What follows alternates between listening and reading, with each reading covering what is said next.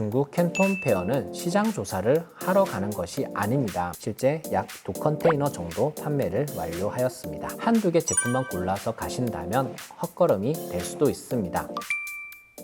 우선 캔톤 페어는 중국에서 남쪽인 광저우라는 시에 있습니다. 인천에서 바로 가는 직항이 있기도 하지만 일정이 안 맞으면 홍콩으로 가신 다음 항공이나 육로로 이동이 가능합니다. 저는 이번에 부산에서 홍콩으로 이동한 다음 홍콩 박람회를 보고 렌트를 한 다음 차량으로 광저우를 다녀올 예정입니다. 자, 그럼 본격적으로 캔톤 페어를 설명드리도록 하겠습니다. 캔톤 페어는 벌써 50년이 넘었을 만큼 가장 오래되고 큰 박람회입니다. 홀은 54개 정도이고 코엑스의 모든 전시장을 꽉 채운 것에 5배 정도 되는 크기인 것 같습니다. 중국에서 규모가 있는 공장이 많이 나오고요. 그 외 한국이나 타 국가의 공장이나 브랜드들도 많이 나옵니다. 즉 제조 공장, 브랜드사, 무역상이 함께 참가하는 전시회입니다. 모두 영어로 소통이 가능하고요. 달러 기준으로 가격 안내를 해줍니다. MOQ, 최소 발주 수량과 가격 기준으로 약 500만 원에서 1천만 원 정도의 발주를 한다면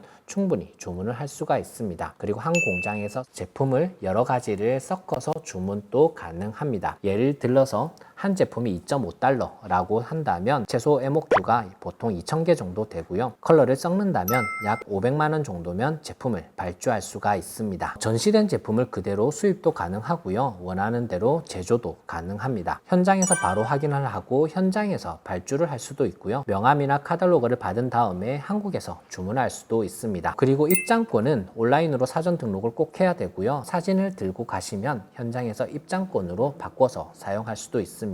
그런데 올해는 중국 비자가 쉽게 나오지 않는다고 합니다. 그래서 올해는 공장으로부터의 초청장이 꼭 필요합니다. 저희는 초청장을 가지고 한국에 있는 중국 비자 센터에 방문을 해서 비자를 수령할 예정입니다. 이제 사진을 보시면서 설명을 드리도록 하겠습니다. 오른쪽 사진을 보면 A관, B관, C관 이렇게 3개로 나눠져 있는 곳이 전부 캔톤 페어가 열리고 있는 곳이고요. 이 안에 54개의 홀이 있습니다. 그중 왼쪽이 한 개의 홀의 사진을 찍은 모습인데요. 이렇게 A, B, C관으로 나뉜 채 54개의 홀, 축계로 나눠서 1년에 이렇게 2번 열리고 있는데요. 한 번 열릴 때 3개의 기수로 나눠서 운영되고 있습니다. 첫 번째 기수에는 기계나 전자제품들이 나오고 있고요. 두 번째 기수에서는 주방용품, 생활용품, 반려용품, 인테리어용품 등 일반적인 생활용품이 가장 많이 나오고 있고, 세 번째 기에서는 가방이나 의류, 식품, 신발 등의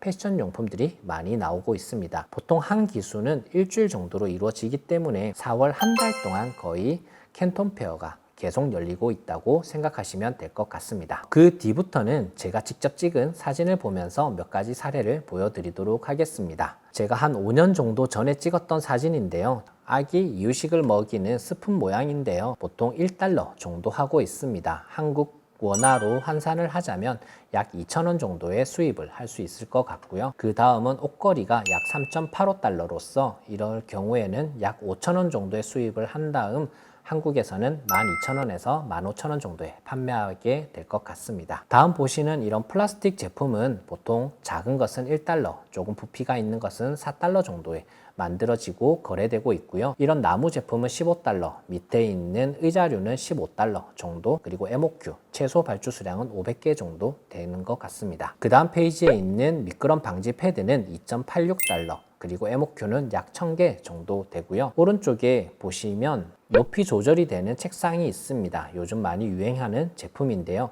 이 제품 같은 경우는 40달러이고요. MOQ는 이 당시 결정되어 있지 않았습니다. 이런 제품을 만약 가지고 온다면 한국에는 약 6만 원 정도에 가지고 오게 될 것이고요. 판매를 한다면 18만 원에 판매를 했을 것 같습니다. 그리고 저는 가면 이런 사진을 꼭 찍습니다. 지금 보시는 것처럼 카탈로그와 전체 부스 사진을 찍어 놓으면 다음에 카탈로그를 보는 데 있어서 이런 부스의 제품들과 함께 매칭을 해서 볼 수 있기 때문에 꼭 가시게 된다면 부스 사진과 카탈로그를 찍어 놓으면 도움이 됩니다. 또 명함을 자주 잃어버릴 수 있기 때문에 이런 부스 사진과 함께 명함 사진도 찍어 놓으면 도움이 많이 되고요. 이렇게 위치 사진도 함께 찍어 놓으면 많이 도움이 되고 있습니다. 다음부터는 제가 실제로 캔톤 페어를 통해서 제품을 개발하고 판매했던 사례 몇 가지를 보여드릴 텐데요. 저는 이런 디데이 액자라는 제품을 판매한 적이 있습니다. 평균 가격은 약 2.85에서 3.1달러 정도 되고요. MOQ는 1000개에서 2000개 정도 되었던 것으로 기억하고 있습니다. 이렇게 해서 제품을 개발하고 수입을 해서 판매를 하였고 실제 약 2컨테이너 정도 판매를 완료하였습니다. 다음은 이런 아기띠를 판매한 적도 있는데요. 10달러의 MOQ는 500개 정도였고요. 이 제품 같은 경우도